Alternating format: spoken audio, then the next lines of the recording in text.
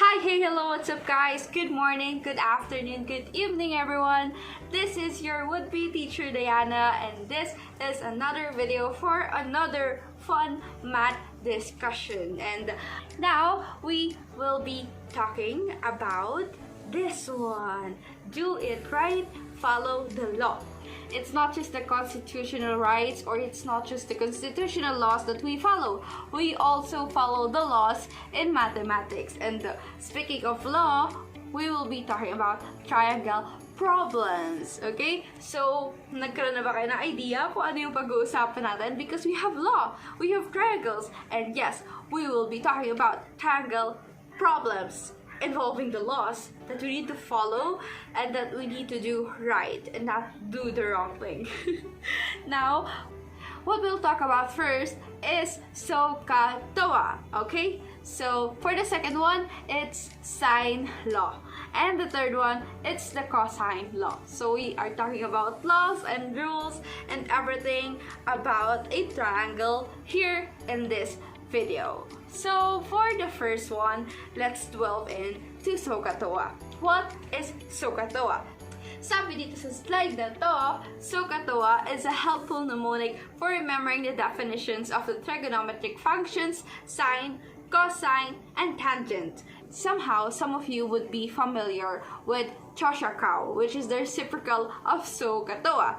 Instead of sine, cosine, and tangent, CAH is about cosecant, secant, and cotangent. But we will not be doing or learning about it anymore, and we'll be leaving it for another lesson next time.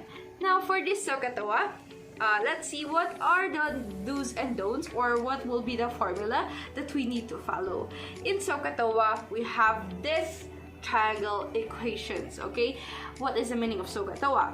S is for sine, C is for cosine, and T is for tangent. O, A, and H. Actually, these O, A, and H are parts of a triangle, okay? This is actually not a right triangle, but more like this. It's a part of a right triangle. This G-lex actually has names, and we have the hypotenuse, which is H. We have the opposite, which is O, and the A, which is the adjacent legs of the triangle. So if this is your triangle, or let's refer to this slide, if that is your triangle, yung pinakamahaba, the longest leg in the right triangle is called a hypotenuse. And the opposite leg of the angle that you have is actually the opposite side of the right triangle. And the adjacent part is yung katabi ng angle, or what is adjacent next to the angle. So as it is, the opposite, the adjacent, and the hypotenuse. So sabi dito sa problem na to, for our first problem today, at night, staying at the top of the building to view the stars offer a very relaxing time. Bakit nga ba? Of course, kapag nasa taas ka ng buildings, makikita mo yung night sky. Wow! Ganda, diba? Like, so, may mga stars, may mga moon. Wag lang kapag umulan. But anyway, so this is the problem. And one night, a man was staying there and saw a beautiful lady down the road. Sabi niya, from his eyes, an angle of 74 degrees was formed. Wow, may mathematics agad dito kay guy na to. So, dito sa building na to, ayan, sa building na yan, meron daw babae on the side of the road, which is andito siya. 'Di ba? Kung nandito yung building at andito yung guy, tapos sa baba ng building, tatawid ka, here's the girl. Anong meron? Sabi niya daw, dito sa side na to, meron daw 74 degrees na nabuong angle. So, kapag bababa yung side, it would be an angle of depression, right? So, may angle of depression daw na nabuo papunta sa location ng girl. Nung nakita niya yung girl, so, anong meron, guy? At that very moment, he wanted to go downstairs to meet the lady. Magkakilala kaya sila? Or maybe, first time nila ma-meet? Bakit gusto niya agad ma-meet yung lady? Or mali naman natin, baka na love at first sight si guy dun sa lady na nakita niya sa baba, diba? So, continuing the problem, if the height of the building was 14 meters, including his height, how long would he walk as he exits from the building towards the lady. So, pupunta siya, pagbaba niya ng building, tatawid siya papunta kay lady. Yun yung hinahanap sa problem. It's not the hypotenuse, it's not the adjacent, but it's actually the opposite. Pagkatapos natin i-visualize, aalamin natin syempre kung anong formula or anong rule yung pwedeng i-apply sa problem na to. So, ganun lang. Kailangan natin i-visualize yung triangle, kailangan natin ilagay kung saan siya, yung opposite ba siya, hypotenuse ba siya, or adjacent ba siya, in order to see kung ano yung kailangan hanapin at kung ano yung mga given. Actually, kung magkakamali ka ng pag-understand or ng pag-comprehend dun sa problem na nabigay sa'yo, mali yung na-drawing mo, doon na magsisimula yung mali. Kasi magiging problema na talaga tong problema na to. Kasi, nagkamali ka ng pagkaka-understand. So, we need to carefully comprehend the problem and in order to properly visualize it para madali natin mahanap kung anong formula yung gagamitin natin and para madali din natin mahanap kung ano yung sagot sa problem natin. And of course, every problem has its solution. And to solve this problem, if we have TOA on our side, and nandito na si tangent theta is equals to opposite all over adjacent, we will be just plugging in the values. And the values we have is theta is equals to 74 degrees, and adjacent side, which is 14 meters. And if we have tangent theta is equals to O all over A, we will just plug in the values that we have given from the problem to the formula that we have to our solution. Now, after substituting it, we will have this one. So, paano na ba yung mangyayari when it comes to this formula? So, with this part, we can either cross-multiply it or divide both sides by the denominator, which is 14. And in this case, what I did was to divide both sides by 14 in order to cancel 14. Okay? Pag na-cancel na natin si 14, what we'll have is this one. So this is the equation that we will be working on, or in short, this would be our working equation. And what we need to do in order to calculate this is, of course, a calculator. We have a calculator here. So we just plug it into our calculator, and so I will have this as my working equation, and we just press equal to find the correct answer. And the correct answer is 48.82. So here we have opposite is equals to 48.82. Okay, so to be more precise, you could see here the problem that we solved earlier, and this was the visualization or the diagram that we've came to. Diyan natin nalaman kung paano natin hahanapin yung missing side. And nalaman natin na TOA yung gagamitin natin, which is tangent of theta is equals to opposite all over adjacent. Tapos, ito na yung sagot na nakuha natin. The pathway he'll walk towards the lady from the base of the building is 48.82 meters. So, ganon kahaba yung lalakarin niya kung gusto niya talagang puntahan si lady. Okay? Ganun lang natin siya gagamitin, this TOA. We just need to identify the given values, kung ano yung opposite and hypotenuse and adjacent, kung ano yung given, doon tayo magbe-base kung anong formula yung gagamitin natin. So, it depends on the given. It does not depend on the measure or the degree, but it depends on the given values kung paano natin hahanapin yung formula at sagot na kailangan natin. Okay? For the next one, we will be talking about sine law. So, medyo parang nakakatakot lang pakinggan yung pangalan niya, pero hindi naman siya ganun kahirap, but it is actually just same as how we use TOA. We have formulas and we plug in formulas, we identify the values given, and that's how we solve it. So, for the sine law, the sine rule is used when we are given either two angles and one side, or two sides and a non-included angle. So it's basically just ASA, SAA or AAS, angle side angle or angle side, or side angle, or side angle, or angle side. As you can see here, ang sabi sa sine rule, its side all over its sine angle is equal to another side over its sine angle as well. So A all over sine A is equals to B all over sine B, and is also equal with C all over sine C. So this one sa taas, ginagamit siya when we are looking for the side. Since we see here na yung nasa taas ay side. And yung nasa baba naman, pwedeng hinahanap natin is yung angle, where sine A all over A is equals to sine B all over B and is also equal with sine C all over C. Ngayon, let's talk about the problem involving this sine law. In our second problem, we have here triangle XYZ. In a triangle XYZ on the left, as you can see here, an angle Y measures 31 degrees. We have here angle Y, which is 31 degrees, and another angle X measures 106 degrees. So we assume this is X and this is 106 degrees. Now, if side XZ measures 10 centimeters, so this is XZ, this is side XZ, and it's 10 centimeters now, what would be the measure of the other parts of these triangles? Sabi sa atin, there are 6 parts of triangle, 3 sides, and 3 angles. So if there are 6 parts of a triangle and tatlo lang yung parts na binigay sa atin dito sa problem na to, therefore we conclude na tatlong values pa yung nawawala sa problem na to. At yun yung hinahanap na sagot dito sa binigay sa ating problem. And to find that, we will be using sine law, yung natutunan natin earlier. So, paano natin hanapin yon? Let's delve into our solutions. So, dito sa solutions natin, we can see what are given and we can see what are the things we need to find. Meron tayong x is equals to 160 degrees, tapos meron tayong y na 31 degrees, and xz na 10 centimeters. We have a segment xz which is 10 centimeters. Paano natin ngayon hahanapin si angle Z? Actually, sa tatlong to na nawawala, si angle Z yung madaling hanapin. Why? Because we all know na sa isang triangle,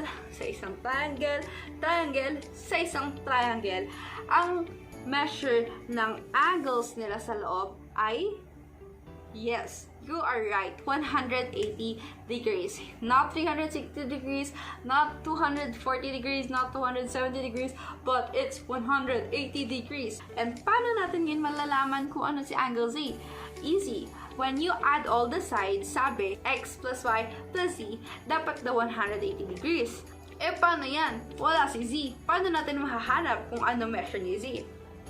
Well, we plug in the values of x and y, which are 106 and 31, and then we still add z. Kahit wala siya doon, we denote it as z since siya nga si z and siya yung nawawala. We just put it as it is and we equate it to 180 degrees.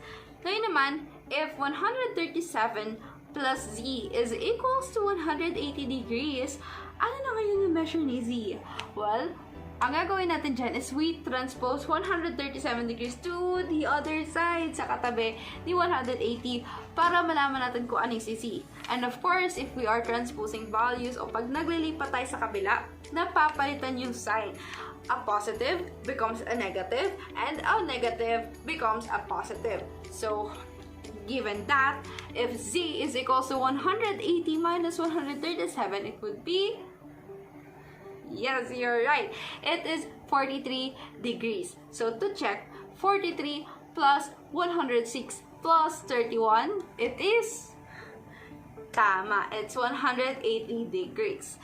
Ngayon, if we have already the values of angle x, y, and z, paano na natin hahanapin si segment XY or si side XY and si side YZ? Well, tulad ng sabi natin kanina, we find it using the sine law. And the sine law that we have is XZ all over sine Y is equals to YZ all over sine X. Saan to galing? Sa sine law na pinag-usapan natin earlier, which is this. A side all over its sine angle is equal to another side all over its sine angle as well. Okay? So, if we have xz all over sine y is equals to yz all over sine x, paano natin ngayon mahahanap yung values ni yz? Eh, wala nga siya. So, we substitute the given values into the formula that we have in order to find our working equation. And the working equation that we'll get, ito na yung mangyayari. xz is equals to 10 centimeters, sine y is equals to 31 degrees. According to sine law, this one will be equal to yz all over its sine angle, which is sine x, and that is sine of 106. So in order to solve this equation, we need to cross multiply it. So gagawa tayo ng cross multiplication, and take note, hindi pwedeng multiply it as it is, not 10 times yc and sine 31 times 106. No, that's the wrong thing to do, and what we need to do is to multiply it across. So we have cross multiplication. So we have 10 times sine 106, and that will be equal to yz times sine 31. Okay? And we have this. Okay? Now that we finally have this, meron ba kayo napapansin? Yes, actually, on the right side of our equation, mapapansin natin na pwedeng i-cancel si sine 31 because both the denominator and the numerator have it. Kaya pag na-cancel na natin si sine 31, we can see now that yz is equals to 10 times sine 106 all over sine 31. Now that we found our working equation, we will be plugging it into our calculator and do its magic. So we have a fraction of 10 times sine 106 all over sine 31. And when we plug in equals, it would be 18.66. So it actually was 18.6638959, and we just need to at least point 2 decimal places. So we have 18.66 as side yz. So if you can see in my calculator, zoom, zoom, zoom, you can have the same answer as mine. Now, hindi lang naman z at yz yung nawawala at hinahanap sa problem natin, di ba? We also have missing side xy. Kaya naman, we just do the same thing. We have xz all over sine y is equals to xy all over sine z. Okay, so that's how we find our segment xy. And paano ulit natin nakuha to? Well, we again base it into our sine rule or our sine law.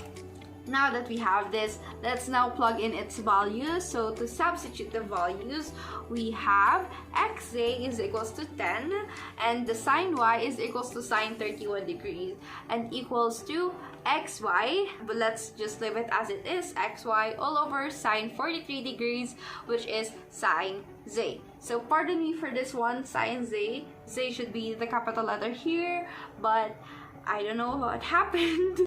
And now, let's cross multiply it again. And to cross multiply, inuulit ko, kailangan pa ganon, hindi pa ganon.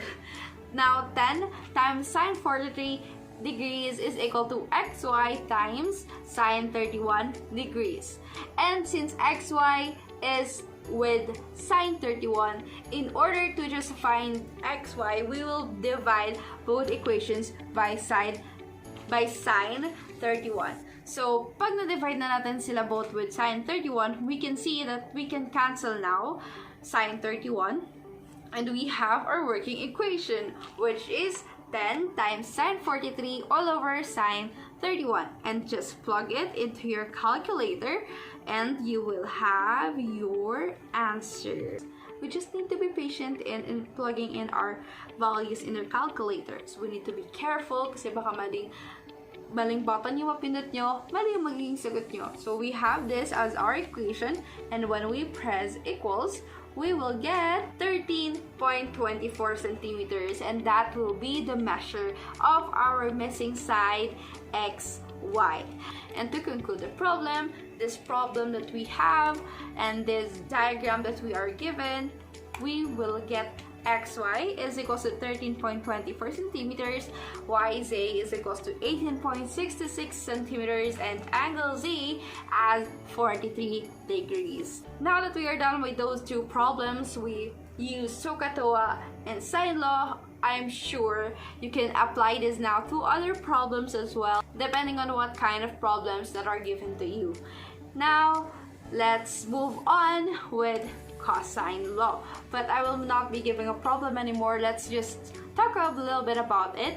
So this cosine rule is actually used when we are given either 3 sides or 2 sides and unincluded angle. So it will be S, S, S, SAS, or side, side, side, or side, angle, side. So huwag kayong malilito when you are given sides and angles. You just need to carefully think or carefully drop your thoughts.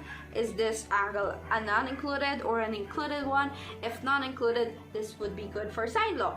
If included, this will be used for cosine law. So this is the formula for cosine law. You have it here, and we are expected to familiarize ourselves with these formulas. Okay, now any questions? If yes, I am one mail away with the email down below. We've reached the end of our lesson, so just give this video a thumbs up if it's according to your liking, and you can comment some things down below if you have any clarifications or any questions, or just anything that you want to comment. You are free, whatever you want to say. Of course, as a drill as it is, every videos we leave a quotation, and the quotation that we have right now for this video is never be afraid to try.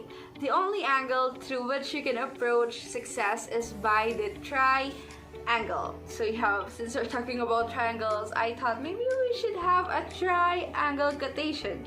And you may fail if you try, but shame unto you if you don't try at all. If you fail, rise up and try again and again. Sabi nga nila, try and try until you succeed, and there's no harm in trying as long as you are not afraid of failures. Kaya naman, pinampare ko dito si Israel more sa See Your Bigger Picture. We have triangle. The only angle which you can approach success is through the triangle. So what a beautiful word, right? Since we're talking about triangles, we have another angle which is triangle. I hope you learned a lot with this video, and comment down below if you want more videos like this. Ayun lang, I hope you had fun, you had a very insightful learning, and that's it. Bye everyone. Thank you for your time watching this. Have a good day. Bye.